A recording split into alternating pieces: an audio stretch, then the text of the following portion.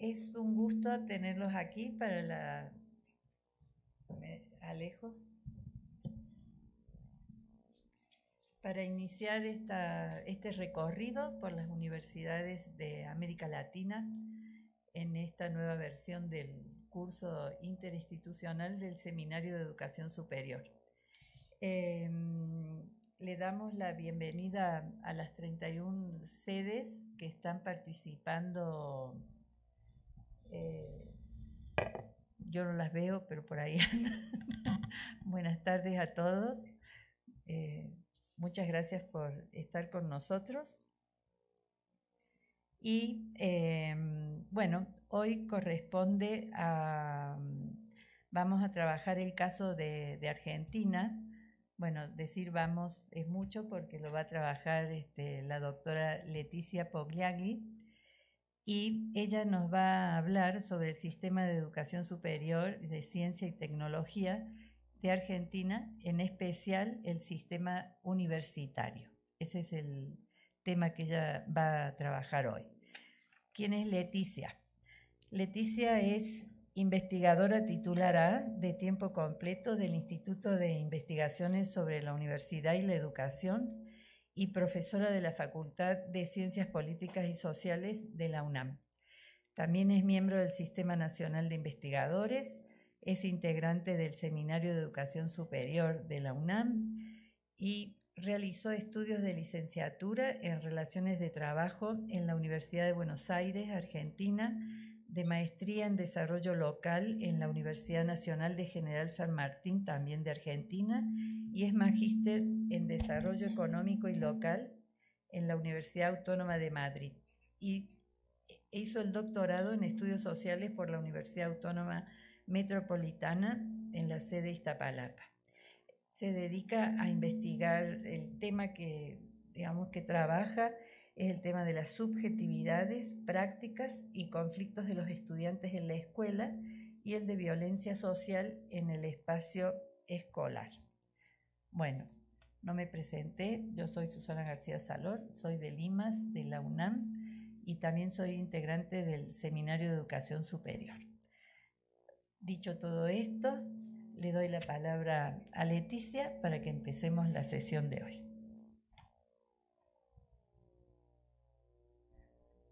Bueno, buenas tardes. Gracias, Susana, por la presentación. Gracias a los coordinadores del curso por la invitación a hacer esta presentación, a todos ustedes que están aquí y a quienes están siguiendo la sesión por las sedes. Como mencionaba Susana y ustedes sabían por el programa, hoy vamos a comenzar a trabajar el caso de Argentina, el sistema de educación superior, y hacia el final voy a trabajar también sobre el sistema de ciencia y técnica porque se encuentra muy vinculado con el de educación superior. En la sesión pasada, cuando se hizo la presentación del curso, comentaba Imanol, si no me equivoco, porque era que volvíamos a incorporar en el curso el caso de Argentina, cuando lo habíamos trabajado hace 2 años, cuando vimos el sistema de educación superior a nivel del mundo. Y más allá de que me dé gusto porque es mi país de origen y en donde me formé, creo que es importante que lo retomemos para comparar más adelante con el caso de México y con otros países de la región, por las particularidades que tiene el caso argentino, pero también por las similitudes, continuidades que podemos encontrar en otros casos. Preparando la presentación, que no es igual que la de hace 2 años, no es el mismo PowerPoint, está en parte actualizado, no es el mismo país exactamente, y terminando la presentación en estos días, después de lo que pasó esta semana, decía, ¿y a dónde va a ir a parar?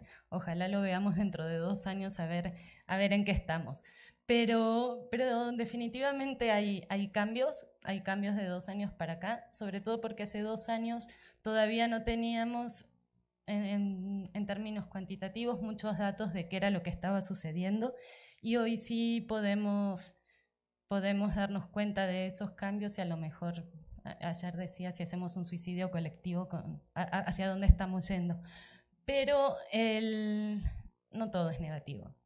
Y vamos a empezar a trabajar a ver en qué estamos. Lo que les voy a presentar primero son algunos datos de Argentina para ubicarnos. Probablemente la mayoría ya lo conozca, pero por las dudas. Luego vamos a trabajar el sistema de educación superior, cómo se conforma, porque vamos a ver que tiene dos grandes subsistemas o dos grandes sistemas dentro de él, el universitario y el no universitario. Y luego el sistema de ciencia y técnica, y por último los conflictos que se han dado en los últimos años en educación superior y en ciencia y técnica, que vamos a ver además sus similitudes. Algunos datos sobre Argentina. El país está dividido en 23 provincias y la ciudad autónoma de Buenos Aires tiene una superficie de casi 4 millones de kilómetros cuadrados, la mayoría en el continente americano y parte en la Antártida e islas del Atlántico Sur. Tenía una población de 40 millones aproximadamente. Estos datos son del censo de 2010. Si el año que viene tenemos censo, estarán actualizados y se calcula que hoy aproximadamente estamos en 44 millones. La población bajo la línea de pobreza, fue cuando actualicé este dato, es uno de los que más cambios ha tenido de 2 años para acá. Al año pasado, el segundo trimestre de 2018, la población bajo la línea de pobreza era de 32%. Si la medimos hoy, seguramente no, es mayor. La tasa de alfabetización es alta para la región, es de 98% aproximadamente. El sistema educativo nacional se compone de 4 niveles: inicial, primario, secundario y terciario, donde se ubica el sistema de educación superior, y la escolaridad de nivel superior es de 20% de la población urbana entre 25 y 65 años, y 11% más comenzó sus estudios superiores pero quedaron truncos. El sistema de educación superior. Si quisiéramos historizar, encontraríamos que la primera institución de educación superior es previo a se ubicó en la ciudad de Córdoba, y durante muchos años esa institución, que es previo a la revolución, a la independencia argentina, que se fundó en 1622, fue la única institución de educación superior hasta pasada la revolución y la independencia, que se funda la Universidad de Buenos Aires ya en 1822, si no me equivoco. En 1821, perdón. La primera ley que pudiéramos decir universitaria o que va a regular la educación superior es la que se llamó la ley Avellaneda, y ya en esta ley se introducía una primera idea de autonomía universitaria, que es una autonomía limitada, no es como la que se va a lograr luego en 1918. Ya hablamos de esto hace un año.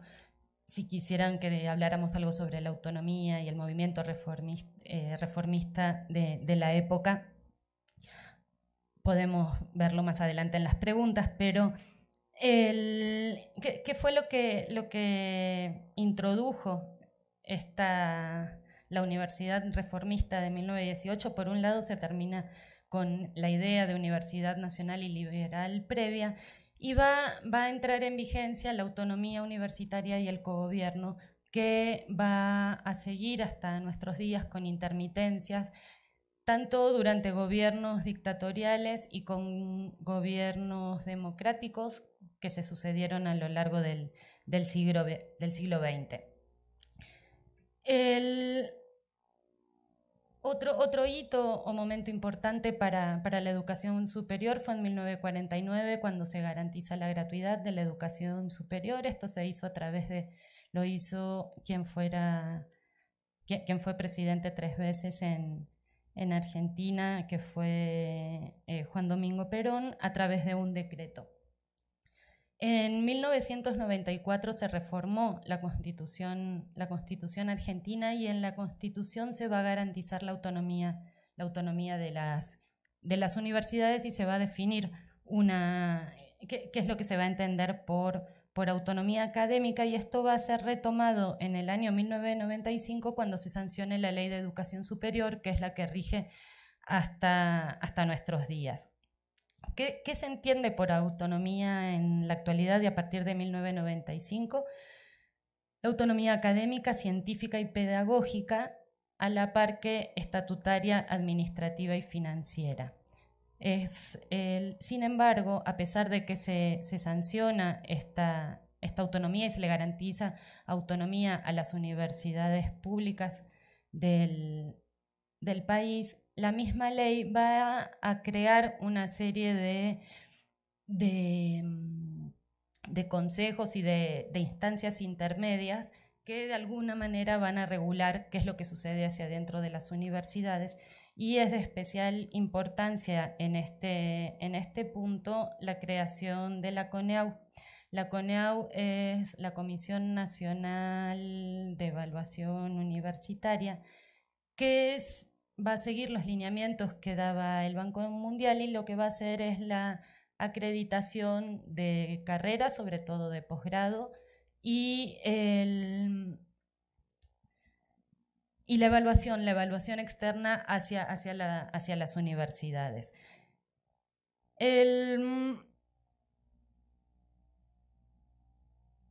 Otro actor importante para entender el funcionamiento de las universidades son los sindicatos.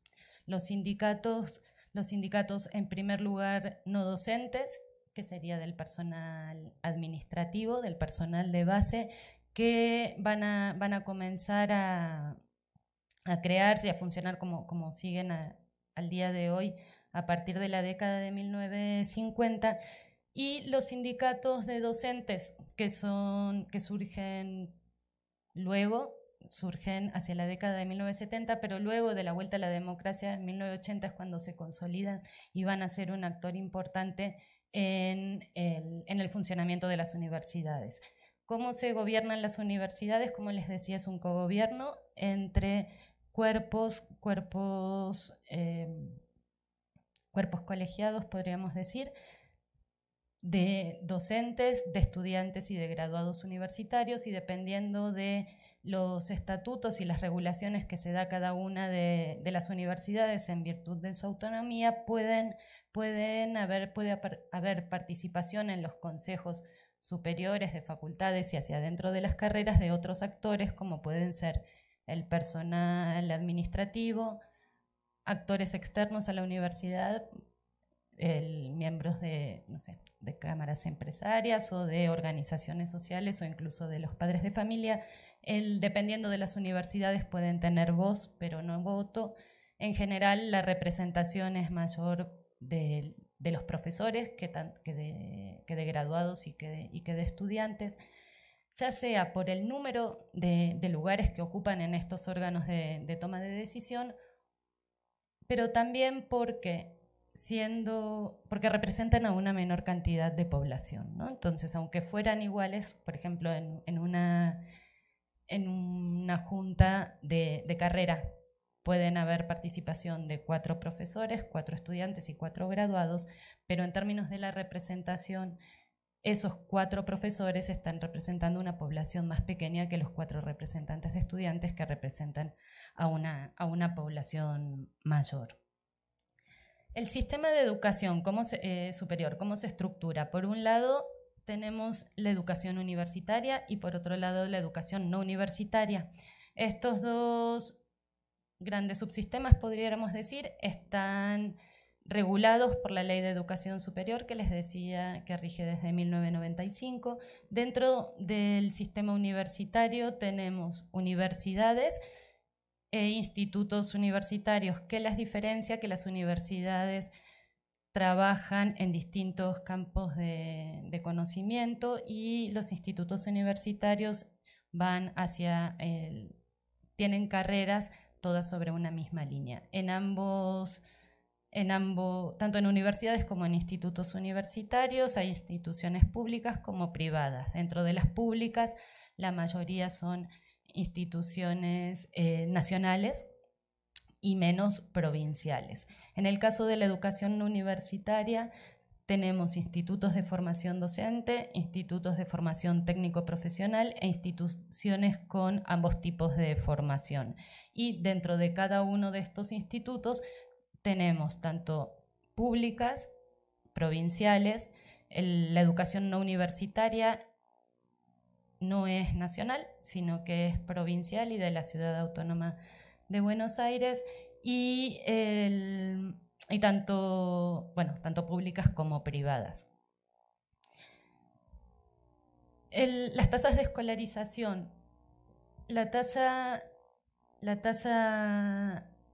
Aquí les presento datos de 2015 y de 2017. Los de 2015 era de los que les decía que hablábamos hace 2 años.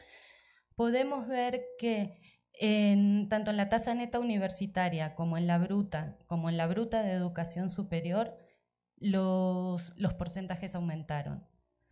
Y esto solo en 2 años, aunque tendríamos que hacer pruebas de si es estadísticamente representativo y demás, y aunque sean poquitos en un lapso corto de tiempo, sí las 3 tasas han mostrado mejoras. La tasa, ¿a qué nos referimos cuando hablamos de tasa neta universitaria? Es la cantidad de estudiantes universitarios en la edad modal, que se calcula de 20 a 24 años, sobre la población total de 20 a 24 años. Esto es, estamos casi en 20%. Respecto de la tasa bruta universitaria, también hacemos el cociente entre la cantidad de estudiantes universitarios sobre la población total y la de 20 a 24 años, y en la tasa bruta de educación superior, la cantidad de estudiantes de educación superior respecto de la población total. Ahora, ¿por qué cambia tanto la tasa bruta universitaria respecto de la educación superior? Es por la cantidad de estudiantes que están incorporados dentro de este sistema no universitario que mencionaba antes. Respecto del sistema de educación no universitario, tenemos en el país 2.266 universidades. Si ven las cifras que están en la pantalla, vemos que más de la mitad son privadas, a diferencia de lo que va a pasar en el sistema de educación superior universitario. La matrícula total es un poquito menor a 1 millón de estudiantes. La mayoría de los estudiantes incorporados dentro de este subsistema están incorporados para la formación docente. La matrícula de grado es de 67% en públicas, 33% en privadas. Es decir, a pesar de que hay más unidades en el sector privado, la matrícula sigue siendo mayoritariamente pública. Hay aproximadamente en este subsistema 30.000 docentes, y vamos a ver la diferencia respecto del universitario, donde la proporción de profesores respecto de la cantidad de estudiantes es mayor que la que tenemos aquí. ¿Qué quiere decir esto? Es que en el sistema no universitario los profesores y las profesoras atienden a una mayor cantidad de estudiantes que en el universitario.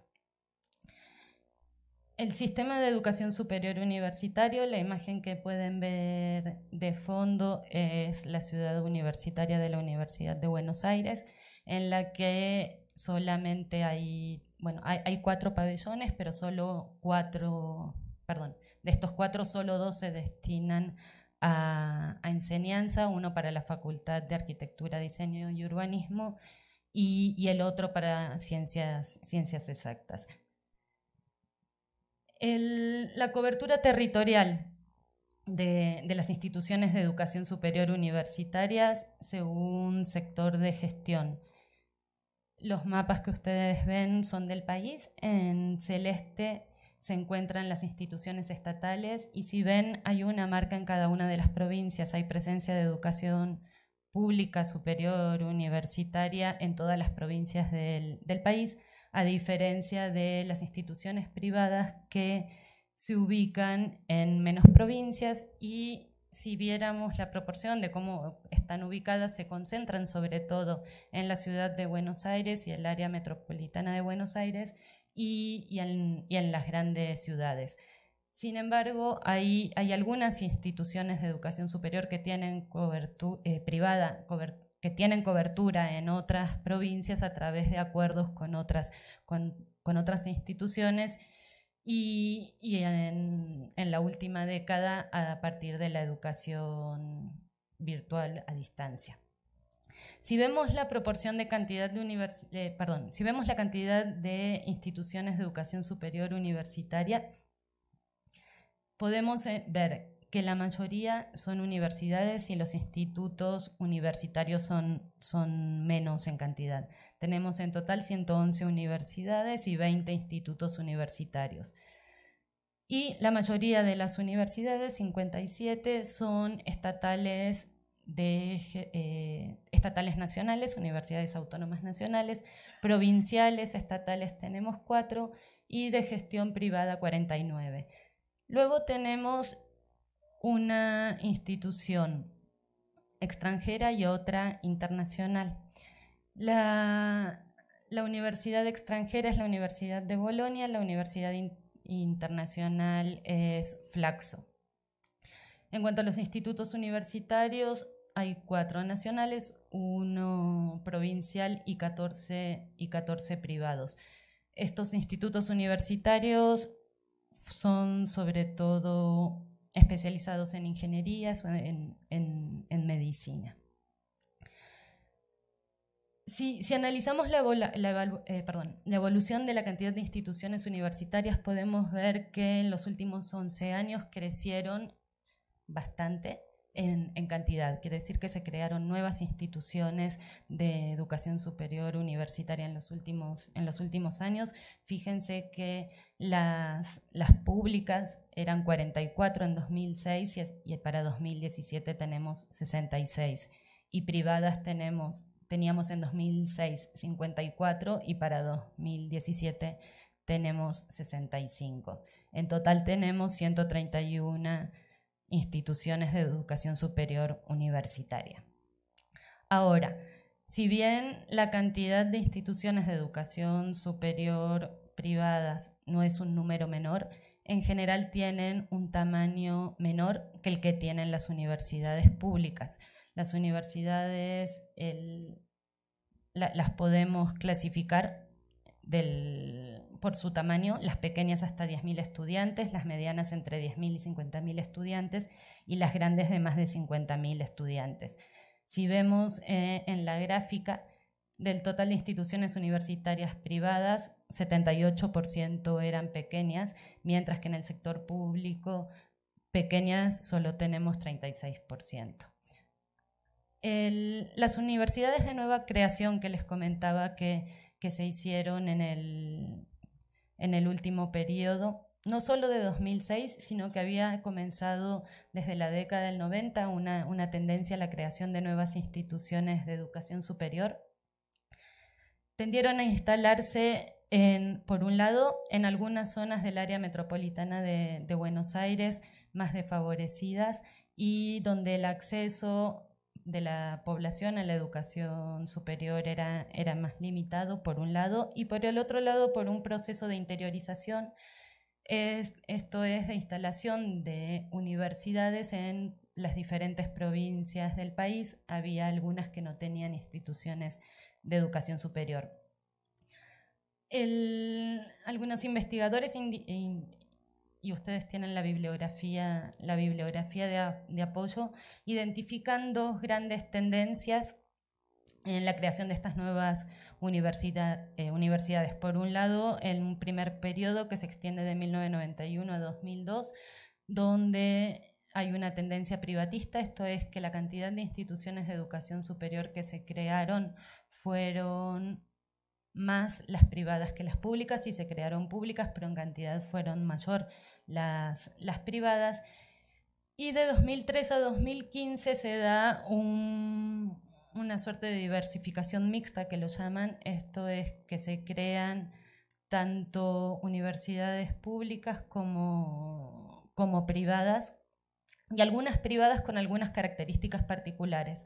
Por ejemplo, se crea primero el Instituto de Educación Superior No Universitario de Madres de Plaza de Mayo, que luego pasa a ser universidad y opera dentro de la órbita del Ministerio de Relaciones Exteriores, si no me equivoco, y otra universidad que también es privada, pero que depende de una organización sindical de los trabajadores de edificios, de renta, ¿cómo es que se llaman? De propiedad horizontal, de los encargados de edificios, porque si decimos porteros se enojan, y que entonces son universidades particulares, privadas, ¿no? Que particulares en sentido de particularidad, que no eran las tradicionales, quizás vinculadas a algún credo religioso o vinculadas a una cámara empresarial y demás. Si vemos la evolución de la matrícula de grado y pregrado por sector de gestión, podemos ver que la matrícula crece tanto en las públicas como en las privadas. Los datos llegan hasta 2015, pero a la fecha la cantidad de estudiantes está por arriba de los 2 millones de estudiantes en educación superior universitaria en el país. Es un número no menor si tenemos en cuenta sobre todo la cantidad de habitantes que tiene el país, que como les decía está en 44 millones. Ahora, es cierto que las universidades privadas fueron absorbiendo parte importante de la matrícula, que en número son... que no es un número no menor el de instituciones privadas que existen, sobre todo si tenemos en cuenta que antes de 1958 no estaba permitido, no tenían habilitación oficial para operar las universidades privadas en el país, pero lo que podemos ver es que hay una gran heterogeneidad en las instituciones, tanto en las privadas como en las públicas, en cuanto al tamaño. Tenemos universidades que absorben, como el caso de la Universidad de Buenos Aires, casi 300.000 estudiantes, o la Universidad de Córdoba con 114.000 y la Universidad de La Plata 105.000, que son universidades públicas, y otras de menor tamaño, también públicas, como les mencionaba el Instituto Universitario en Derechos Humanos de Madres de Plaza de Mayo, que tenía para 2015 691 estudiantes. Y también en las universidades privadas hay diferencia en cuanto a la matrícula que tienen. Llama la atención el caso de la Universidad Empresarial Siglo XXI, que es una universidad nueva y que creció muchísimo la matrícula. Es parte de un grupo empresarial internacional, una empresa, bueno, se presenta como una asociación civil. Las universidades privadas son legalmente asociaciones civiles sin fines de lucro. Y si bien una empresa internacional ofrecer servicios de educación superior privado no se puede establecer y no la van a aprobar. Entonces este grupo empresarial que ofrece servicios de educación superior, supuestamente de asistencia, como una especie de consultoría, en distintos países de América Latina, es un grupo estadounidense, se asocia con un pequeño centro universitario que existía en la ciudad de Córdoba, y en principio para ofrecer supuestamente carreras de posgrado, pero también ofrecen carreras de grado. Y si analizamos en dónde están ubicadas, tiene 3 sedes, las 3 en la provincia de Córdoba, pero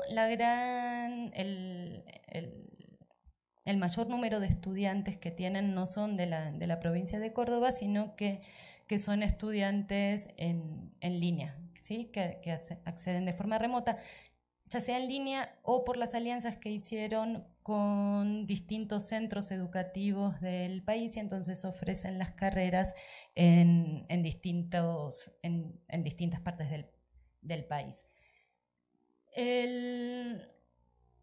Y también hay una gran diversidad en las instituciones de educación superior universitaria privada. Como les decía, tenemos algunas que son confesionales. Dentro de las que están aquí escritas podemos ver la Universidad del Salvador o la Universidad Católica Argentina, que son universidades con tradición católica y hace años que están en el país. Tenemos una universidad, como les contaba, del sindicato, o una universidad de un club deportivo, que es la Universidad de River Plate, que en principio, cuando para mí, yo ni sabía que existía hace 2 años, cuando estaba preparando esta clase me encontré que River tenía una universidad, se había aprobado su creación hacía poquito tiempo, y dije, bueno, deben dar el profesorado de educación física o algo por ahí. Sí, pero también para poder haber pasado a ser un instituto universitario, una universidad, tenían que dar licenciatura, y daban la licenciatura en educación física, pero también en administración y gestión.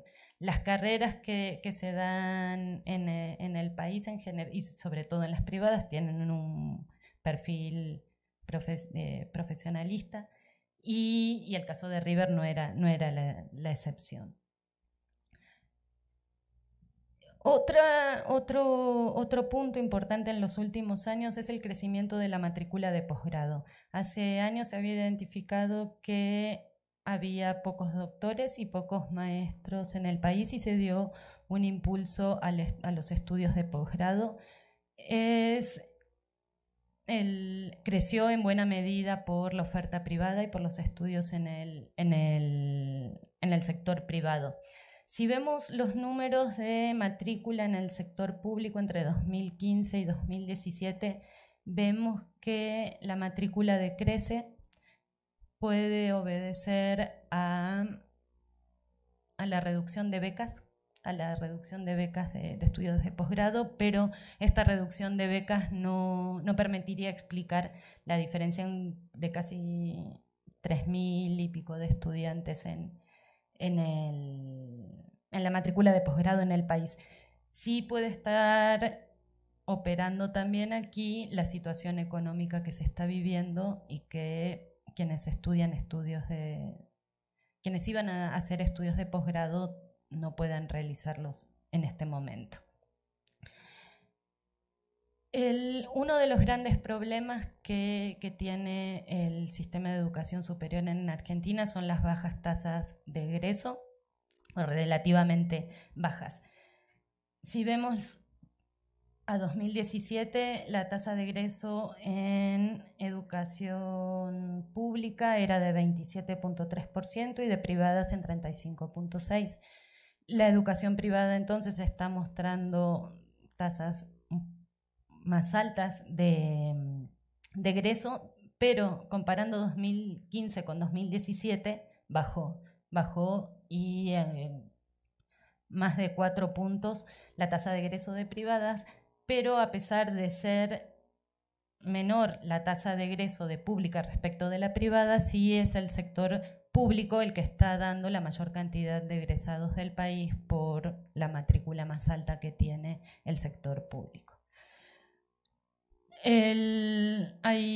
Se dio desde la década de 1980 para acá una tendencia a la feminización de la matrícula de educación superior, y también las mujeres muestran tasas de egreso más altas que los varones. Respecto del personal docente, existen en el sistema de educación superior universitario argentino 193.056 cargos que ocupan poco más de 135.000 docentes. Esto es porque algunos docentes tienen más de un cargo. Si vemos la gráfica, podemos ver que la mayoría de los docentes, más de la mitad, tienen dedicación simple. La dedicación simple es de 10 horas semanales. Y quienes se dedican de manera exclusiva a la docencia son para 2017 poco más de 10%. En el otras formas de contratación encontramos contratos por tiempo determinado, contratos por horas y una figura que según las estadísticas para mí es medio mentiroso, porque dice que solamente es menos de 4%, otras, lo que se llaman los docentes ad honorem. El ad honorem es una categoría que en principio está pensada para que quienes quieran trabajar y hacer docencia en la universidad puedan hacerlo sin cobrar un salario a cambio. En la práctica, esto se fue convirtiendo en la forma de ingreso a la docencia, de trabajar gratis. Algunos decimos de pagar para trabajar porque hay que pagar el transporte, los materiales y demás, y que en algunas universidades es un problema grande. Les pongo aquí los datos para la Universidad de Buenos Aires. Para el censo que se hizo en el año 2011, había 21.608 docentes rentados en la universidad y 6.624 ad honorem. Es decir, el problema, la magnitud de la cantidad de docentes que trabajan en estas condiciones es grande. Incluso el año pasado, en la última paritaria docente, la de este año, en abril-mayo de este año, había universidades que tenían situaciones casi escandalosas, y el Ministerio de Educación dio una partida especial para regularizar en 2 universidades del conurbano nuevas que tenían plantillas enormes de trabajadores, de docentes que no estaban cobrando por su trabajo. Ahora, respecto de la distribución y de los cargos de los docentes, solo 29% del total de los docentes tienen el cargo de titular dentro de las universidades. La estructura en general es de cátedras. La figura máxima dentro de las cátedras es el titular. Puede o no haber un profesor asociado a la cátedra. Luego vienen los profesores adjuntos, y quienes están frente a grupo, en general estos los que se llaman profesores, dan las clases teóricas, y quienes están frente al grupo que van llevando las clases son los jefes de trabajo prácticos y los ayudantes. Hay 2 categorías dentro de ayudante: el ayudante de primera y el ayudante de segunda. El ayudante de primera es el docente que ya está graduado, y el ayudante de segunda lo que eran y son todavía estudiantes docentes. ¿Por qué es importante estas proporciones? Son importantes al momento del gobierno de las universidades. ¿Por qué? Porque los jefes de trabajo prácticos y los ayudantes, voy a poner el caso de la Universidad de Buenos Aires, no son considerados profesores. Entonces, ellos no votan para el claustro de profesores. ¿Sí? Ellos no forman parte de la voz cantante, exactamente.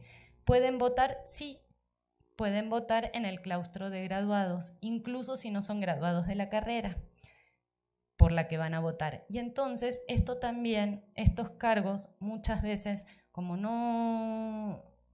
la manera de ingreso no suele ser por concurso,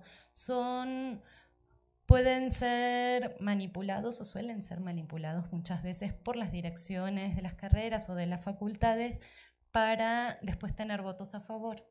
¿Sí? Si yo doy clase en la Facultad de Economía, aunque no soy economista, y luego voy a votar como graduada, a alguien le debo el favor de estar ahí, ¿no? Y entonces es una herramienta de cambio, ¿no? y de favores. No siempre, no todas las universidades y no todas las gestiones funcionan de esta manera, pero sí a quienes votamos como graduados dentro de una carrera determinada, los ayudantes o jefes de trabajos prácticos que vienen de otras carreras nos pueden dar vuelta una elección, por ejemplo, ¿no?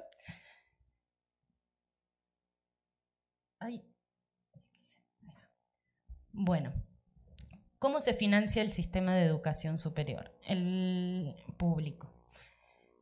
Las universidades privadas se financian sobre todo con las matrículas que pagan los estudiantes y con algunos aportes que pueden hacer empresas y demás. Reciben una muy pequeñita parte de financiamiento por parte del Estado y solamente para quienes desarrollan actividades de investigación y de ciencia y tecnología, pero la verdad que en términos de su presupuesto es mínimo. Ahora, en el sistema público es obligación del Estado nacional el financiamiento de la educación universitaria. En términos del aporte que hace a las universidades, de los presupuestos efectivamente ejercidos, el aporte del Estado es de aproximadamente 75%, depende ese otro 25% cómo se cubre a partir de la generación de recursos propios, por ejemplo, a partir del cobro de cursos extracurriculares o de posgrado, no de matrículas para grado y pregrado, porque, como ya les mencioné, no se paga, es gratuito, no pagan es gratuito para los estudiantes. Si analizamos el presupuesto en términos de el presupuesto educativo en cuanto a la participación en el Producto Interno Bruto, se alcanzó en 2015 la meta que se había puesto de que representara por lo menos 6% del Producto Interno Bruto. Ahora, es interesante una discusión que planteó hace años Juan Carlos Tedesco de qué tan bueno era atar el presupuesto educativo al Producto Interno Bruto. Sí, en términos, él decía, ¿no? Cuando la economía va bien, está muy bien, ¿sí? 6% a educación. El problema es cuando estamos en momentos como los actuales de crisis. ¿Por qué? Porque en términos nominales y que se traduce en términos reales, el presupuesto educativo baja.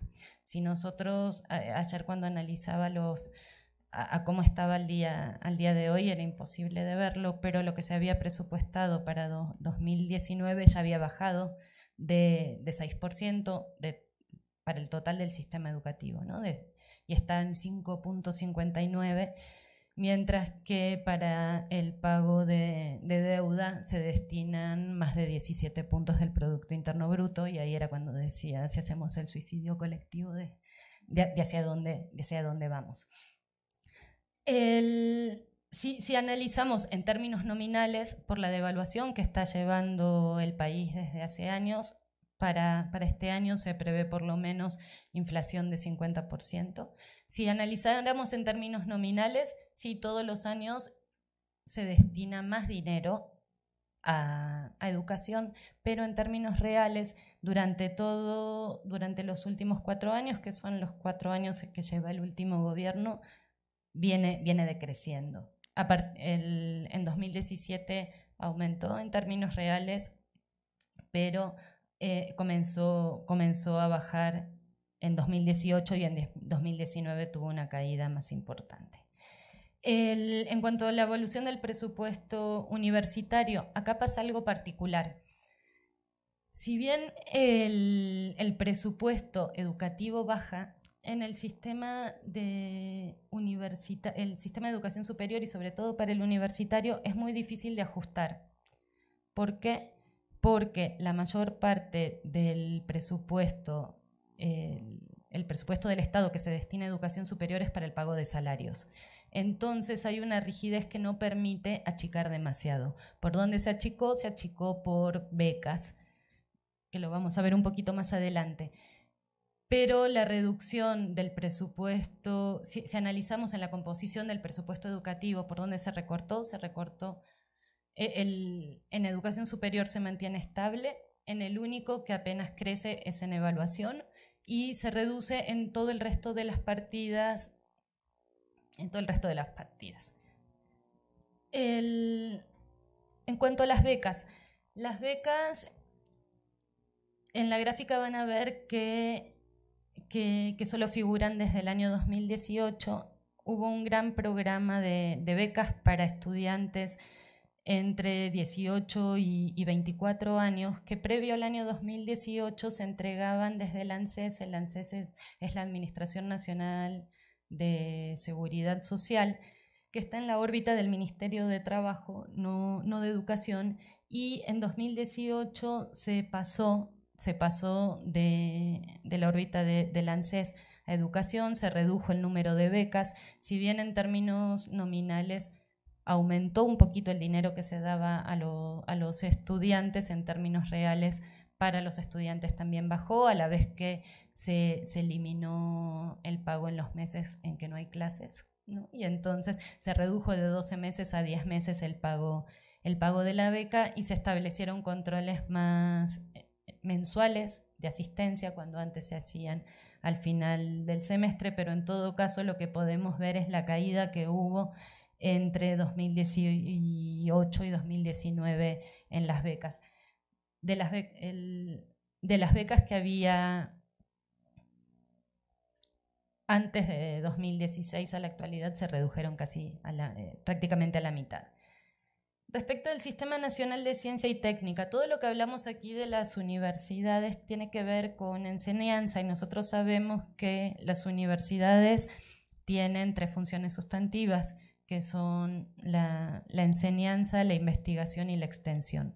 Si nosotros analizamos los presupuestos de cómo ejecutan las universidades su presupuesto, hice el ejercicio para la Universidad de Buenos Aires y para la Universidad de La Plata. Estas 2 universidades destinaban a docencia entre 97 y 98% de su entre 97 y 96% de su presupuesto, entre 1.7 y 2.7 a salud, y a investigación la más alta era de 0.3%. El financiamiento, sobre todo para investigación, no viene de la rama educativa, no viene desde el Ministerio de Educación, viene del Sistema Nacional de Ciencia y Técnica. Ha cambiado de nombres, ahora es de tecnología de tecnología, pero ¿qué pasó? ¿Qué pasó en los últimos años? Primero se diluyó el ministerio. Existía en Argentina un ministerio, el Ministerio de Ciencia y Tecnología, y el año pasado, por ajuste, con la reducción del gasto, el ministerio desapareció y se volvió rango de secretaría, y opera en la órbita del Ministerio de Educación, junto con el de Ciencia y Tecnología. Desapareció también el Ministerio de Trabajo y el Ministerio de Salud, y también operan como secretarías en el ámbito de otros ministerios. Lo menciono nomás para que vean o ubiquen cuál es la importancia que se le da en este momento, en este gobierno, a la ciencia, al trabajo y a la salud. Una de las promesas de campaña frente a científicos de quien ganó las primarias, y probablemente, casi seguro sea el siguiente presidente del país, fue que volverá a darle rango de ministerio a la actual secretaría. Ahora, ¿cómo se financia el sector de ciencia y tecnología, o de I+D, como lo llaman en la actualidad, a todo lo que tiene que ver con investigación científica y desarrollo? El 73% se financia por el sector público, 18% por el privado y 9% de externos, de organismos internacionales que invierten sobre todo para desarrollo tecnológico. Ahora, ¿cómo se ejecuta? Casi la mitad se ejecuta por organismos públicos, 25% ejecutan las universidades, es decir, que las universidades, parte de su financiamiento, lo que les decía de cómo hacen investigación, las universidades sí prácticamente no tienen presupuesto del ramo de educación para esto, es a partir del financiamiento que obtienen de ciencia y técnica, y sobre todo a partir del pago directo que se hace ahora desde de la Secretaría del Consejo Nacional de Ciencia y Tecnología a los investigadores. Las universidades privadas financian 1% del total de investigación y desarrollo del país, entidades sin fines de lucro otro 1% y las empresas privadas 25%. Respecto del financiamiento público, podemos ver una tendencia igual que la que veíamos para educación. En los últimos 3 años decreció la inversión en términos reales en ciencia y técnica. Argentina, en el contexto de otros países del mundo y de su inversión, ¿cuánto invierte el país en ciencia y tecnología? 0.55%, apenitas un poquito más que México, y por supuesto mucho menos. Fíjense que si vemos al país que sigue dentro de los países seleccionados es España, que duplica la inversión de Argentina. ¿Cómo se compone? ¿Quiénes hacen investigación y desarrollo en Argentina? Según la Secretaría de Ciencia, Tecnología e Innovación Productiva, en el país hay 83.190 investigadores. Este número creció sobre todo a partir del año 2013. Se hizo un plan en Argentina que se llama Argentina Innovadora 2020 y había una planificación de crecimiento de la cantidad de científicos hasta 2020 que implicaba la incorporación de nuevos científicos en aproximadamente 10% cada año. Comenzó a crecer, creció hasta 2014, 2015, y a partir de 2016 empezó a reducirse la incorporación de investigadores, y ya como estamos hoy, al año que viene no vamos a llegar a la meta que se había puesto en cantidad de investigadores. Ahora, tenemos 83.190 investigadores. De estos 83.190, más de 61.000 trabajan en universidades públicas, ¿sí? Desarrollan sus actividades en universidades públicas. Los investigadores de las universidades no reciben su sueldo de la universidad, sino que quien paga su salario es el Consejo Nacional de Ciencia y Tecnología o algún otro organismo público dependiente de la Secretaría. ¿Cómo se compone este cuerpo de investigadores? Tenemos investigadores, tenemos personal de apoyo, que son técnicos que apoyan el trabajo de la investigación, y personal administrativo. Y luego tenemos a los becarios que son considerados parte del sistema de manera precaria. Dentro de los becarios tenemos a los becarios doctorales, que reciben una beca durante 5 años, y becarios postdoctorales por 2 años. En este impulso a la incorporación de científicos, o a que hubiera más científicos dentro del país, se incrementó el número de becas que se daba antes para estudios de posgrado, en el sentido de formar futuros científicos, en donde trabajan tanto los investigadores como el personal de apoyo, como el personal administrativo y becarios, en las universidades nacionales, también en universidades privadas, en la red institucional de CONICET, que son institutos del CONICET, del Consejo Nacional de Ciencia y Técnica, a lo largo del país, y en organismos gubernamentales de ciencia y técnica descentralizadas, por ejemplo en la Comisión Nacional de Energía Atómica o en el Instituto Nacional de Tecnología Agropecuaria o de Tecnología Industrial. Aquí en el mapa pueden ver la ubicación de la red institucional del Consejo Nacional de Investigaciones Científicas y Técnicas, que se compone de 15 centros científicos y tecnológicos, de 11 centros de investigaciones y transferencias, de un centro de investigación multidisciplinario, 249 unidades ejecutoras y 21 unidades asociadas. Tienen cobertura en casi todo el país, pero por supuesto hay una concentración más fuerte tanto de centros como de investigadores y científicos dedicados a investigación y desarrollo, una vez más en el área metropolitana de Buenos Aires.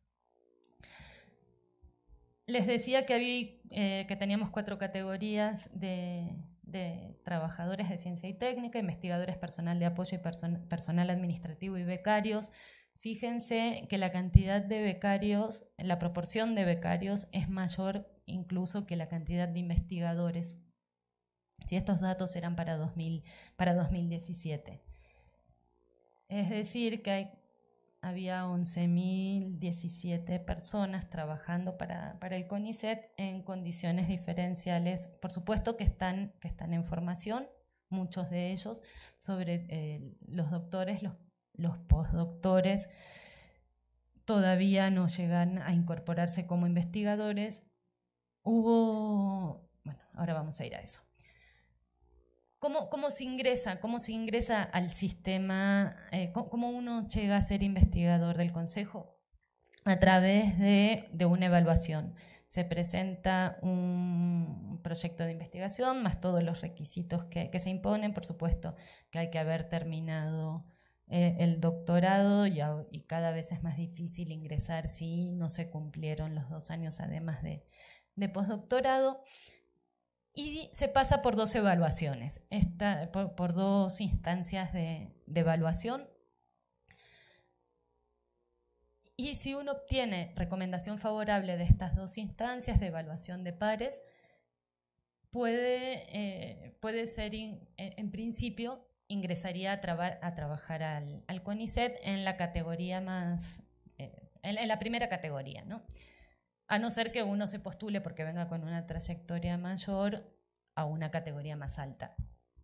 Si ven la gráfica, pueden ver cómo la cantidad de nuevos ingresos a la carrera de investigador creció desde el año 2006 hasta 2015, pasando en 2005 ingresaron 327 nuevos investigadores.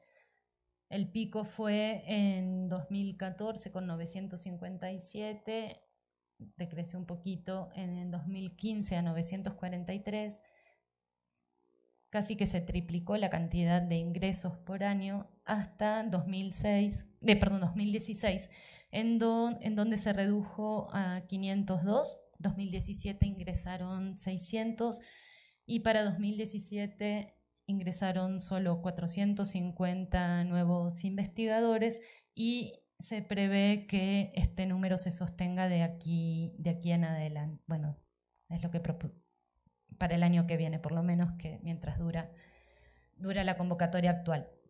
Pero además pasó algo. En quienes ingresaron a partir de esta planeación que les decía de Argentina Innovadora 2020, se definieron lo que se llamaron temas estratégicos.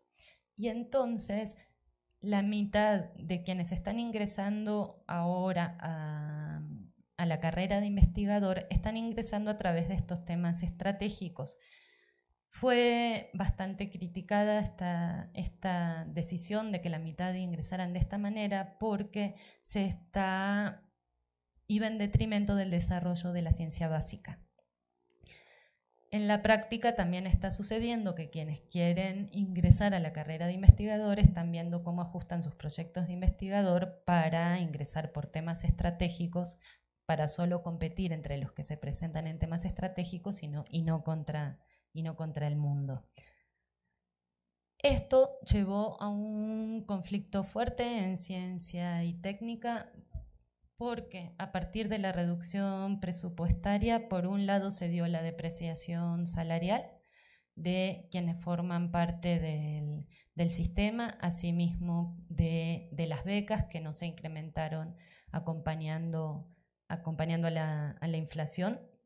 Hubo una recomposición parcial en 2017, pero con la inflación de 2018 y 2019 los salarios se vieron afectados en términos reales. Y por otro lado, se redujo el poder adquisitivo del financiamiento, se redujo el dinero que se destina a financiar proyectos, más allá de los salarios de los investigadores, pero además el dinero que se dio para investigación, los proyectos aprobados no se incrementaron junto con la inflación.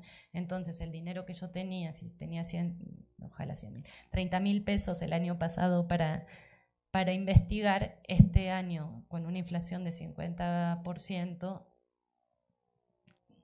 se licuó básicamente. ¿Cómo se materializó esta reducción? Se redujeron en 30% las becas doctorales, ¿sí? De la cantidad de becas que se daban para estudios de doctorado se redujeron en 30%, 20% fue el recorte a becas postdoctorales, 50% el recorte en el ingreso de investigadores al CONICET, y lo que les comentaba recién, que se modificaron los requisitos o criterios de las convocatorias. Hay una mayor, bueno, no es tendencia, pero digamos, no se establece por escrito de que hay que presentarse en temas estratégicos sí o sí. Uno puede presentarse en ciencia básica, pero tiene menos chances para entrar. Y quienes salieron más afectados fueron sobre todo los investigadores de ciencias sociales y de humanidades. Ahora, en los últimos años, ¿por dónde fueron los conflictos en educación superior y en ciencia y técnica? Fueron vinculados sobre todo a cuestiones presupuestarias. Lo pensamos y pudiera ser casi como obvio después de lo que vimos, pero pudieran haber surgido conflictos por otras situaciones también. Tuvimos conflictos universitarios y en ciencia y técnica por otras razones en otros momentos que no tenían que ver en sí con el presupuesto, pero sí en los últimos años, a partir del recorte y sobre todo a partir de cómo se licúan los salarios por la inflación, y que si bien se negociaron o se dieron aumentos, no fueron acompañando a la inflación, la mayor parte de las movilizaciones y de los conflictos se originaron se originaron por esto, por falta de dinero. En la imagen pueden ver la toma del Ministerio de Ciencia y Tecnología y de los distintos centros de ciencia y técnica del país que se hicieron durante el año 2017, pero estas tomas y distintas acciones como una marcha de antorchas o marchas periódicas en las ciudades, y no solo en Ciudad de Buenos Aires, sino que lo que se hizo fue federalizar el conflicto, se dieron de manera masiva y persisten todavía el día de hoy. ¿Cuáles eran las principales demandas? El ingreso a carrera. Fue tan fuerte como se afectó, y sobre todo que personas, investigadores que habían pasado las 2 evaluaciones para ingresar a la carrera habían quedado fuera, fue lo que primero llevó a la movilización. Y la cuestión de los becarios. Los becarios que, por un lado, reclaman ser reconocidos como trabajadores y que son científicos en formación y como tal debieran tener derechos como trabajadores, por ejemplo, una licencia de maternidad para quien va a tener un hijo, o vacaciones que no sean simplemente o licencia por enfermedad, que sean por una negociación individual, sino que sea reconocido como un derecho, o el pago de un aguinaldo. Y sí se han venido movilizando y fueron obteniendo conquistas, bueno, aguinaldo no, pero un bono a fin de año, y siguen en esa lucha. Otra particularidad con los becarios fue que algunos de los sindicatos de investigadores y de trabajadores del Estado sobre todo, los están representando, los incorporaron, a la vez que tienen sus organizaciones propias como becarios. El año pasado hubo un conflicto docente, quizás ustedes se enteraron que no inició el segundo cuatrimestre. En agosto las 30 y pico de universidades nacionales del país pararon por... Los docentes pararon, se fue a huelga por la recomposición salarial. Las imágenes que pueden ver son de distintas partes del país, de la Marcha Nacional Educativa. Y por la cercanía que existe entre científicos y entre el personal y los docentes universitarios, confluyeron en buena medida estas luchas. Quiero mostrarles un breve videíto para que vean el tamaño de lo que fue la marcha de agosto. Hacía muchos años que no teníamos una marcha docente de estas dimensiones. Sí, los docentes de Argentina tienen una tradición de marcha, de distintas formas de movilización. Tuvimos años de carpa blanca en la plaza del Congreso, ¿era verdad? Pero hacía muchísimos años que no había una marcha de estas dimensiones, y al conflicto docente apoyaron estudiantes, por ejemplo, haciendo tomas de las facultades, manteniéndolas ocupadas de manera tal de que garantizaran de que no se dieran clases. No solo eran marchas, sino que lo que se hacían eran también clases públicas y distintas formas de movilización. Sí lograron los docentes una recomposición salarial que llevó meses de negociación y de lucha. Recién no se logró recuperar los valores previos a 2016, pero sí se logró más que lo que el gobierno proponía. Por ejemplo, en enero se había dado de manera unilateral un aumento de 4%, de 5%, otro para marzo en concepto no remunerativo. La negociación de abril-mayo logró que estos aumentos fueran remunerativos, y algo que era relativamente inédito, que se llama la cláusula gatillo en las negociaciones. ¿Qué significa la cláusula gatillo? Que ante un aumento de la inflación y la recomposición del salario mínimo vital y móvil, se aumente en automático o por paritaria el salario docente. Porque si no, si esperamos un año para negociar, para dentro de un año, en términos reales, estamos ganando 50% menos porque se lo llevó la devaluación. El panorama al día de hoy está complicado. Esto que podíamos decir, qué bueno que se había logrado una suerte de recomposición salarial con los aumentos y la inflación de esta semana y la devaluación del dólar, ya se perdió de nuevo, no solo de los docentes, sino de todos los trabajadores del país. Hay que ver cómo seguirán las paritarias, pero para cerrar, ¿qué podríamos decir del sistema de educación superior en Argentina? Hay muchas particularidades que no pude mencionar y podemos hablar dentro de un ratito, pero en términos generales, que tenemos un sistema de educación superior muy grande, que absorbe, que tiene una matrícula grande, que es heterogéneo, que ofrece distintas modalidades educativas, que tiene la mayor cantidad de estudiantes incorporados dentro del sector público, pero un número no despreciable de instituciones de educación privada.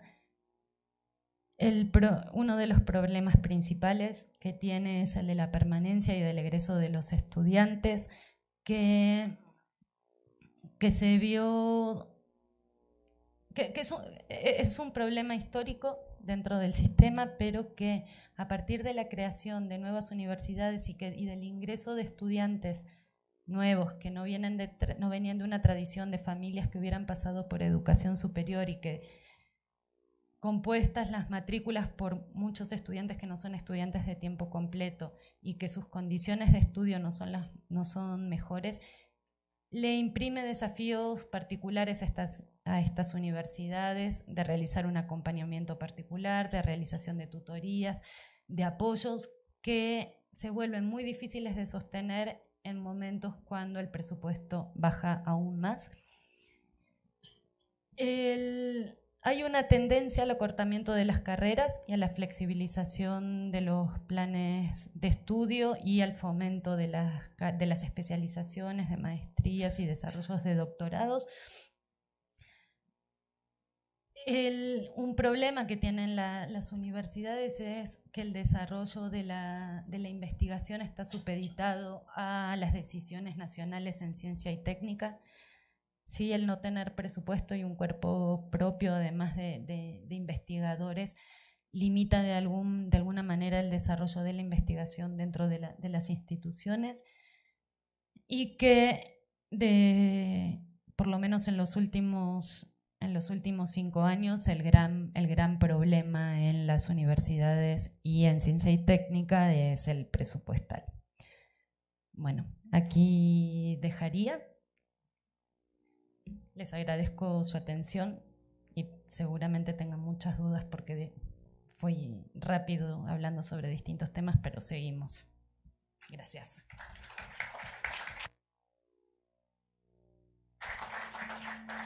Muchísimas gracias.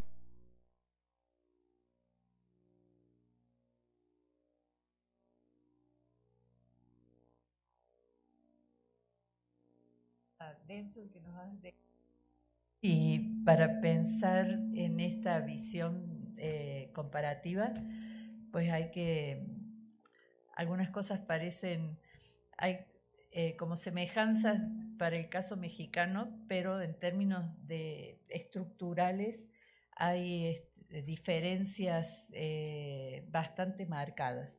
Entonces sería conveniente ir tomando nota para pensar justamente en estos términos de comparación, para poder entender un poco mejor lo que está pasando en América Latina a nivel de educación superior.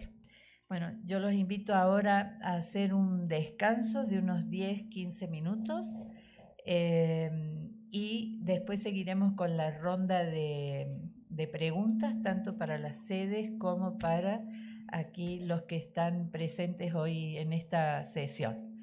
Entonces, pues, muchas gracias por la atención y vamos a tomar un cafecito.